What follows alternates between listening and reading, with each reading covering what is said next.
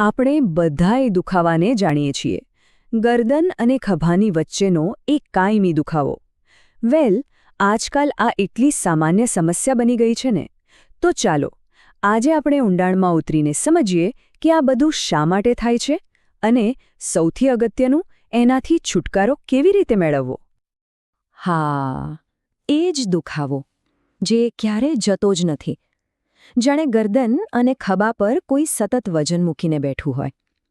આખો દિવસ કમ્પ્યુટર સામે કે પછી ફોનમાં માથું નાખીને બેસવાથી અને તણાવ તો ખરો જ, આ બધું ભેગું થઈને રોજનું એક ટેન્શન બની જાય છે. પણ ચિંતા ના કરો, કારણ કે આનો ઉકેલ છે અને આજે આપણે બસ એ જ ઉકેલ વિશે વાત કરવાના છીએ. ઓકે, તો આજે આપણે શું જોવાના છીએ? સૌથી પહેલાં જાણીશું કે આ દુખાવો થાય જ છે કેમ. પછી તાત્કાલિક રાહત માટે કેટલીક જબરદસ્ત સ્ટ્રેચિંગ એક્સરસાઇઝ જોઈશું. એ પછી દુખાવો પાછો ન આવે એ માટે સ્નાયુઓને મજબૂત બનાવવાની વાત કરીશું. મુદ્રા એટલે કે પોસ્ચર કેમ આટલું જરૂરી છે એ પણ સમજીશું. અને છેલ્લે ક્યારે એક્સપર્ટની સલાહ લેવી એ પણ જાણીશું. તો ચલો શરૂ કરીએ સૌથી પહેલા અને સૌથી અગત્યના સવાલથી. આ સામાન્ય દુખાવો થાય છે કેમ? કારણ કે જો મૂળ કારણ જ ન ખબર હોય તો પછી સાચો ઇલાજ કેવી રીતે મળે, બરાબર ને? એટલે જ મૂળને સમજવું એ પહેલું પગલું છે. જો સામાન્ય રીતે આ દુખાવા પાછળ કોઈ એક વિલન નથી હોતો. એ ઘણા બધા કારણોનું કોમ્બિનેશન હોય છે. જેમ કે આપણું ખોટું પોસ્ચર, એટલે કે બેસવાની ખોટી રીત. બીજું છે સ્ટ્રેસ, જે સીધો જ સ્નાયુઓને જકડી લે છે. પછી આસપાસના બીજા સ્નાયુઓની નબળાઈ, વધારે પડતો એક જ પ્રકારનો ઉપયોગ, અને હા, જીમમાં ખોટી રીતે કસરત કરવી એ પણ એક મોટું કારણ છે. આ બધા કારણોને સમજવાથી જ આપણને સાચી દિશા મળશે. સારું, કારણો તો સમજ્યા. હવે સીધા એક્શનમાં આવીએ. શું કરી શકાય? તો પહેલું પગલું છે સ્ટ્રેચિંગ.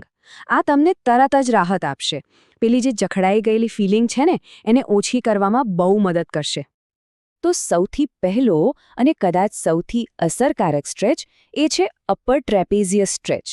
આ સીધો એ જ સ્નાયુ પર કામ કરે છે જે દુખી રહ્યો છે.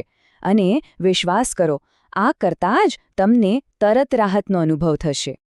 આ કરવું બહુ જ સહેલું છે. જુઓ, બસ સીધા બેસી જાઓ. હવે માથાને હળવેથી જમણી બાજુ નમાવો, જાણે કાન ખભાને અડવા જતો હોય. પછી જમણા હાથથી માથા પર થોડું વજન આપો. અને હા, ખાસ યાદ રાખજો, ડાબો ખભો એકદમ ઢીલો અને નીચેની તરફ રહેવો જોઈએ. બસ આ પોઝિશનમાં 30 સેકન્ડ સુધી રહો. પછી બીજી બાજુ. આમ 2-3 વાર કરો. તમને તરત જ ફરક મહેસૂસ થશે, એની ગેરંટી. ઓકે, હવે એક બીજા સ્નાયુની વાત કરીએ જે છુપાયેલો ગુનેગાર છે. એનું નામ છે લેવેટસ સ્કેપ્યુલા. આ સ્નાયુ અપર ટ્રેપની બરાબર નીચે હોય છે અને ગરદનમાં જે જડતા આવે છે ને, એના માટે ઘણીવાર આ જ જવાબદાર હોય છે. તો આને સ્ટ્રેચ કરવા માટે શું કરવાનું? માથું લગભગ 45 ડિગ્રી જેટલું એક બાજુ ફેરવો અને પછી નીચે, જાણે કે બગલ તરફ જોતા હો એમ ઝુકાવો. હવે હાથથી હળવેથી માથાને નીચેની તરફ ખેંચો. આનાથી તમને ગરદનના પાછળના ભાગમાં એકદમ ઊંડો સ્ટ્રેચ અનુભવાશે. સંપૂર્ણ રાહત માટે આ ખૂબ જ જરૂરી છે. હવે એક એવી વાત જે કદાચ ઘણા લોકોને નહીં ખબર હોય. ગરદનના દુખાવાનો સંબંધ છાતીના સ્નાયુઓ સાથે પણ છે. હા, જ્યારે આપણી છાતીના સ્નાયુઓ ટાઈટ થઈ જાય ત્યારે એ ખભાને આગળની તરફ ખેંચે છે અને એના કારણે પાછળ અપર ટ્રેપ પર સતત સ્ટ્રેસ રહે છે. તો ચાલો એને પણ ઠીક કરીએ. આના માટે કંઈ ખાસ નથી જોઈતું. બસ ઘરનો કોઈ પણ ખૂણો ચાલે. બંને હાથને ખભાની ઊંચાઈએ દિવાલ પર મૂકો અને બસ હળવેથી આગળની તરફ ઝૂકો. તમને છાતીમાં એક સરસ મજાનો સ્ટ્રેચ ફીલ થશે. આનાથી પોસ્ચર સુધરશે અને ખભા પરનો ભાર હળવો થશે. સારું, તો સ્ટ્રેચિંગથી તાત્કાલિક રાહત તો મળી ગઈ, પણ આપણે ખાલી ટેમ્પરરી સોલ્યુશન નથી જોઈતું, બરાબર? દુખાવાને પાછો આવતો રોકવો હોય તો સ્નાયુઓને મજબૂત બનાવવા જ પડે, કારણ કે નબળા સ્નાયુઓ જ આખી સમસ્યાનું મૂળ છે. તો ચાલો હવે મજબૂતી પર ફોકસ કરીએ. પહેલી અને સૌથી અગત્યની કસરત છે ચિન ટક્સ. આપણે જે કમ્પ્યુટર કે ફોન વાપરતી વખતે માથું આગળ ઝુકાવી દઈએ છીએ ને, જેને ફોરવર્ડ હેડ પોસ્ચર કહેવાય છે, આ એને સુધારવા માટેની બેસ્ટ કસરત છે. એ ગરદનના અંદરના ઊંડા સ્નાયુઓને મજબૂત કરે છે. આ કરવામાં બહુ જ સિમ્પલ છે. બસ સીધા બેસીને દાઢીને પાછળની તરફ ખેંચો, જાણે ડબલ ચિન બનાવી રહ્યા હોઈએ. 5 સેકન્ડ હોલ્ડ કરો. ભલે આ દેખાવમાં સાવ સામાન્ય લાગે, પણ આ ગરદનના સપોર્ટ સિસ્ટમને મજબૂત બનાવતી એકદમ પાવરફુલ કસરત છે. દિવસમાં બસ 10-15 વાર એટલું કરશો તો પણ લાંબા ગાળે ઘણો ફરક જોવા મળશે. હવે બીજી કસરત, સ્કેપ્યુલર રિટ્રેક્શન. આનો સીધો મતલબ છે ખભાના પાછળના જે 2 હાડકાં હોય છે, જેને શોલ્ડર બ્લેડ્સ કહીએ, એને એકબીજાની નજીક લાવવા અને નીચે ખેંચવા. આનાથી શું થાય? પીઠના વચ્ચેના સ્નાયુઓ કામ પર લાગે છે અને અપર ટ્રેપને આરામ મળે છે. આ કરવું પણ સહેલું છે. સીધા બેસીને કે ઊભા રહીને ખભાના પાછળના હાડકાને એકબીજાની નજીક લાવો અને નીચેની તરફ ખેંચો. બસ 5 થી 8 સેકન્ડ પકડી રાખો. આના માટે એક સરસ ટ્રીક છે.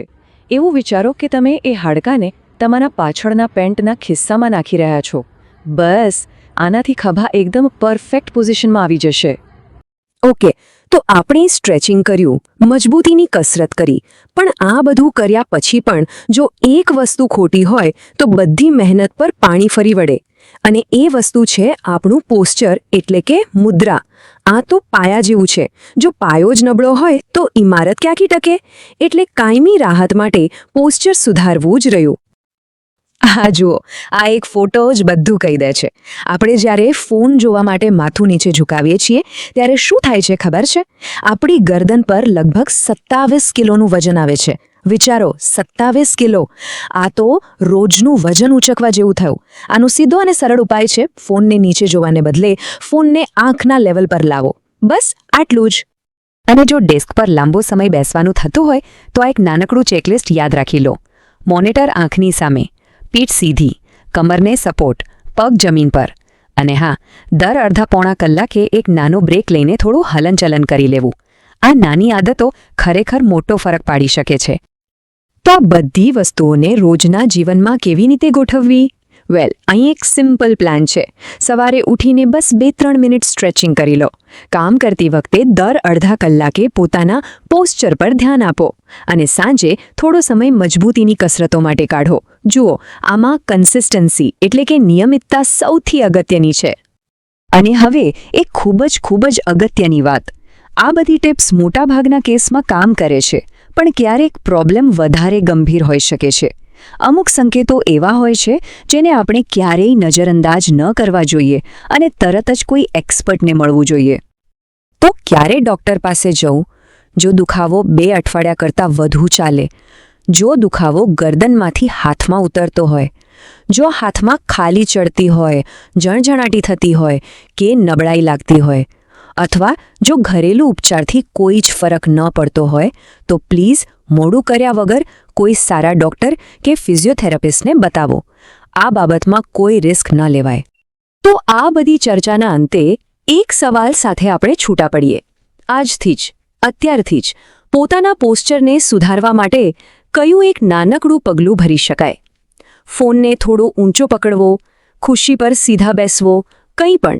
કારણ કે યાદ રાખજો, એક નાનકડો સારો ફેરફાર પણ લાંબા ગાળે આપણા સ્વાસ્થ્યમાં બહુ મોટો સુધારો લાવી શકે છે.